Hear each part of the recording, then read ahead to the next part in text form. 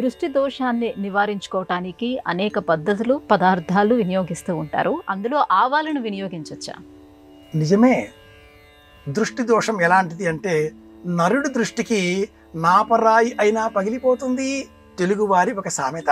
ఈ దృష్టి దోషం తొలగించుకునే నిమిత్తమై జీడిగింజ, గవ్వ, ఎండుమిరపకాయలు, పచ్చిమిరపకాయలు, నిమ్మకాయలు, ఇనుప వస్త్రం, బూడిద గుమ్మడికాయ, ఇలా అనేకమైనటువంటి వాటిని గుర్రం నాడాతో సహా ప్రధాన ద్వారానికి వేలాడదీయాలి అంటారు.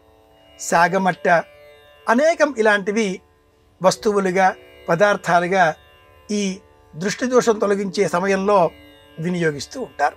అలాగే అరుదుగా వినియోగించేటటువంటి వస్తువు ఆవాలు, తెల్ల ఆవాలు. ఈ తెల్ల ఆవాలకు సూక్ష్మ క్రిములను అంతం చేసే శక్తి ఉంది.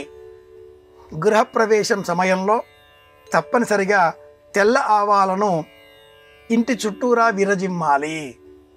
అలాగే సాధనా ప్రపంచంలో ఈ ఇల్లు ఏ విధంగానైనా నేను అమ్మదలుచుకున్నాను, ఏదైనా పరిహార ప్రత్యామ్నాయ మార్గం ఉంటే పాటిస్తే ఈ ఇల్లు అమ్మినట్లయితే వచ్చే డబ్బు నాకు ఆనందం చేకూరుతుంది, దాని ద్వారా మరో ఇల్లు కొనుక్కుంటాను అనేటటువంటి వారు కూడా శివాభిషేకంగా తెల్ల ఆవాలతో అభిషేకం చేసి ఆ ఆవాలను ఇంటి చుట్టూరూ కూడా విరజమ్మితే దృష్టి దోషం తొలగిపోతుంది.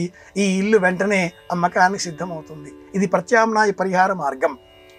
దినుసులలో తెల్ల ఆవాలని దృష్టి దోషం తొలగించుకోవడం కోసం కూడా వినియోగిస్తారు.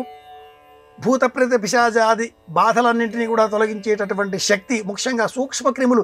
ఈ పేర్లు పెద్ద పెద్దగా ఉంటాయి, భూత ప్రేత పిశాచ భయపెట్టేటట్టుగా ఉంటాయి, కానీ వీటన్నింటి మూల రూపం ఏమిటి అంటే సూక్ష్మ క్రిములు, బ్యాక్టీరియా, ఫంగస్, వైరస్.